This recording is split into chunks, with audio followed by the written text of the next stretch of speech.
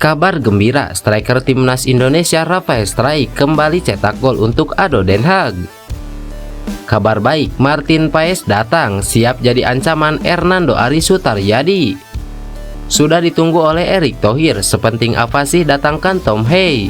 Simak ulasan selengkapnya berikut ini.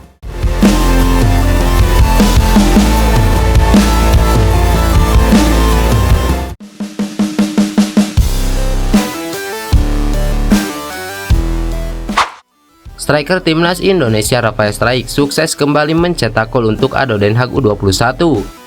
Gol dicetak Rafael Struijk saat ADO Den Haag melawan FC Volendam pada Sabtu 16 Desember 2023 dalam ajang Liga Belanda U21. Laga yang berlangsung di Kras Stadium ini berlangsung ketat.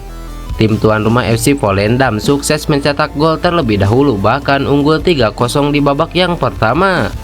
Pada babak kedua, Rafael Struijk bereaksi dan sukses mencetak gol ke gawang FC Volendam pada menit ke-63. Kemudian dilanjutkan oleh gol dari Elizan Pelan pada menit ke-90.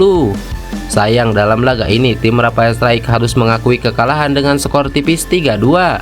ADO Den Haag U21 ini memang membawa berkah bagi Rafael Struijk. Pasalnya dirinya kerap kali menjadi pemain kunci di 3 laga terakhir ADO Den Haag. 4 gol jadi bukti striker timnas Indonesia ini terus menunjukkan perkembangannya. Total, kini Rafael Struijk telah mencetak 9 gol dari 37 pertandingan bersama tim muda ADO Den Haag. Diketahui sebelumnya juga Rafael Struijk sudah pernah promosi ke tim utama. Namun dirinya hanya tampil 3 laga dan masih kesulitan mendapatkan menit bermain di klub kasta kedua Liga Belanda tersebut. Catatan apik ini pun akan jadi modal penting bagi Rafael Struijk jelang TC Timnas Indonesia. Persib Bandung baru-baru ini mengumumkan bahwa 3 pemainnya di BRI Liga 1, yakni Mark Lok, Edo Febriansah, dan Rahmat Irianto telah dipanggil untuk bergabung dengan Timnas Indonesia dalam rangka persiapan menghadapi Piala Asia 2023 yang akan digelar di Qatar. Dalam upaya mematangkan skuadnya, Timnas Indonesia yang akrab disebut sebagai skuad Garuda berencana menjalani pemusatan latihan di Turki mulai dari 20 Desember 2023 hingga 6 Januari 2024. Persib mengonfirmasi kabar ini melalui postingan di situs resminya, menegaskan bahwa ketiga pemain Persib tersebut diharapkan dapat bergabung pada 18 dan 19 Desember 2023. Jadwal ketat ini berarti ketiga pemain Persib tersebut yang sebelumnya bertanding melawan Bali United pada pekan ke-23 BRI Liga 1 tidak akan mendapatkan libur panjang seperti rekan-rekan setimnya. Maung Bandung, julukan Persib, baru akan diliburkan hingga awal tahun depan setelah pertandingan melawan Bali United pada Senin 18 Desember. Sementara itu di Piala Asia 2023, Timnas Indonesia tergabung dalam grup D dan akan menghadapi tantangan besar melawan Jepang, Irak, dan Vietnam. Persib Bandung berharap bahwa kehadiran Mark Lok, Edo Febriansah, dan Rahmat Irianto yang bermain di BRI Liga 1 akan memberikan kontribusi positif bagi performa Timnas Indonesia dalam persaingan sengit Piala Asia 2023 mendatang. Posisi Hernando Ari sebagai penjaga gawang utama Timnas Indonesia tengah terancam usai Martin Paes dikabarkan berhasrat membela skuad Garuda. Pemilik 30 laga bersama Dallas FC di MLS musim ini, Martin Paes dikabarkan ingin membela Timnas Indonesia. Hal itu disampaikan Erick Thohir selaku Ketua Umum PSSI perihal pemain keturunan yang akan dinaturalisasi dalam waktu dekat. Martin Paes menjadi salah satu nama yang diproyeksi bakal dinaturalisasi selain Kevin Dick dan Tom Hei yang juga disebutkan Erick Thohir. Sepertinya hanya tinggal menunggu waktu yang tepat Timnas Indonesia akan memiliki kiper naturalisasi asal Belanda. Lebih jauh terhadap sosok Martin Paes, pemain dengan harga pasaran berkali-kali lipat dari kiper utama Timnas Indonesia saat ini, yaitu Hernando Ari. Bak langit dan bumi harga pasaran kedua pemain ini jika dibandingkan, terlepas dari kualitas yang dimiliki keduanya. Berstatus sebagai kiper utama FC Dallas, Martin Paes saat ini memiliki nilai pasaran mencapai 20,86 miliar sesuai laman resmi Transfermarkt. Nilai tersebut terbilang menurun dari harga tertinggi yang pernah dimiliki pemain berpaspor Belanda ini pada 2019 lalu. Saat itu nominal harga pasarannya mencapai 26,7 miliar. FC Dallas pun harus merogoh kocek cukup dalam untuk merekrutnya dari FC Utrecht pada 2022 lalu. Setelah sempat dipinjam 2 musim, opsi permanen dipilih FC Dallas dengan membayar 17,38 miliar kepada FC Utrecht. Sementara itu, harga pasaran Hernando Ari sesuai laman Transfermarkt hanya mencapai 3,91 miliar dan menjadi yang tertinggi selama karirnya. Produk asli Persebaya Surabaya ini juga belum pernah merasakan dibeli klub lain, mengingat sosoknya lahir dari klub berjuluk Bajul Ijo ini. Lantas, akankah posisi Hernando Ari akan tergusur? Jelas hal tersebut pasti terjadi. Media Vietnam Bongda 24H menyoroti bujukan Sintayong agar Emil Audero mau tampil di timnas Indonesia. Sang kiper disebut-sebut akan menjadi pilihan utama jika mau dinaturalisasi. Seperti diketahui, Audero merupakan pesepak bola kelahiran Mataram. Ayahnya Edi Mulyadi adalah seorang warga negara Indonesia, sementara sang ibu Antonella Audero berkebangsaan Italia. Sejak kecil Emil diboyong oleh ibunya ke Italia dan membangun karir profesional di sana.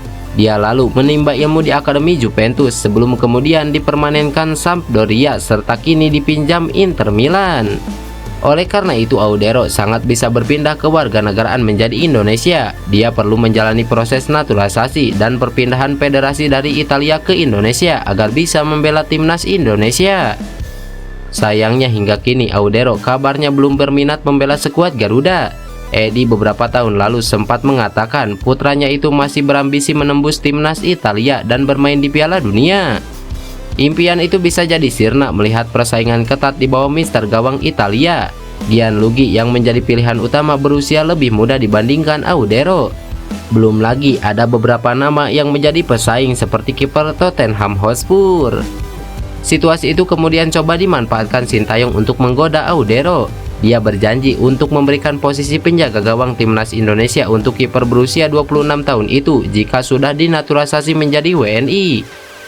Bujuk rayu Sintayong kemudian disorot media Vietnam Bongda 24H. Mereka menyebut jurus terakhir pelatih asal Korea Selatan itu sebuah tawaran yang menarik. Pelatih Sintayong mengirim penawaran menarik untuk kiper yang bermain di Inter Milan, Emil Audero, ungkap media Vietnam tersebut.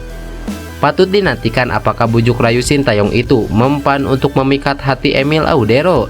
Yang pasti, sang kiper jika mau dinaturalisasi baru bisa membela Indonesia paling cepat tahun depan. Sebuah unggahan yang penuh dengan misteri dituliskan oleh Ketua Umum PSSI Erick Thohir melalui akun Instagram resminya @erickthohir pada 16 Desember 2023. Mantan presiden klub Inter Milan tersebut memberikan pernyataan bahwa dirinya tengah menunggu 2 pemain keturunan Indonesia, yakni Tom Hey dan Martin Paes. Menurut salah satu menteri di pemerintahan Presiden Joko Widodo tersebut, kedua pemain tersebut kemungkinan besar akan segera merapat, menyusul Ragnar Oratmangun yang sudah mulai melakukan proses perpindahan kewarganegaraan. Lantas sekarang yang menjadi pertanyaannya adalah, seberapa pentingkah bagi timnas Indonesia untuk melakukan proses naturalisasi seorang Tom Hey? Adakah hal positif yang bakal diberikan oleh pemain tersebut? Jika muncul pertanyaan tersebut, maka jawabannya yang jelas adalah kehadiran Tom Hey akan memberikan dampak positif bagi timnas Indonesia, baik itu secara tim maupun secara individu antar pemain timnas Indonesia. Jika melihat kondisi timnas Indonesia saat ini, sejatinya pasukan merah putih masih membutuhkan stok pemain kreatif dan visioner di sektor tengah permainan. Memang jika kita menyadur data di laman Transfermarkt, di skuad Indonesia sudah ada nama seperti Ricky Kambuaya, Mark Locke, Marcelino Ferdinand, Ivar Jenner atau bahkan Arkan Fikri. Namun perlu diingat, di pertandingan-pertandingan yang berjalan, terkadang para pemain tersebut tampil underperform sehingga membutuhkan opsi pergantian pemain yang sepadan. Dengan pengalaman Tom Hey yang sudah malang melintang di pentas persepakbolaan kasta tertinggi Liga Belanda selama bertahun-tahun, tentu pengalaman bertandingnya akan sangat membantu skuad. Terlebih Tom Hey memiliki 2 hal yang jarang dimiliki pemain timnas Indonesia, yakni kelihayan saat mengeksekusi tendangan bebas, serta tembakan jarak jauh dengan akurasi yang cukup baik, sehingga bisa membantu tim jika mengalami deadlock membongkar pertahanan lawan. Kepentingan kedua dari kehadiran Tom Hey ke timnas Indonesia adalah proses transfer ilmu kepada para junior. Ingat, di posisi yang ditempati oleh Tom Hey saat ini terdapat 3 pemain dengan usia belia, yakni Marcelino Ferdinand, Arkan Fikri, dan Ipar Jenner. Dengan kehadiran pemain berusia 28 tahun ke dalam skuad timnas Indonesia, 3 pemain muda di tubuh timnas Indonesia tersebut tentu bisa mendapatkan banyak ilmu bermanfaat dari Tom Hei, yang pastinya akan sangat bermanfaat bagi pasukan merah putih di masa mendatang. Jadi jika ada yang menanyakan apakah penting Tom Hei dinaturalisasi, tentu jawabannya adalah cukup penting. Lantas bagaimana menurut kalian? Tulis pendapat kalian di kolom komentar.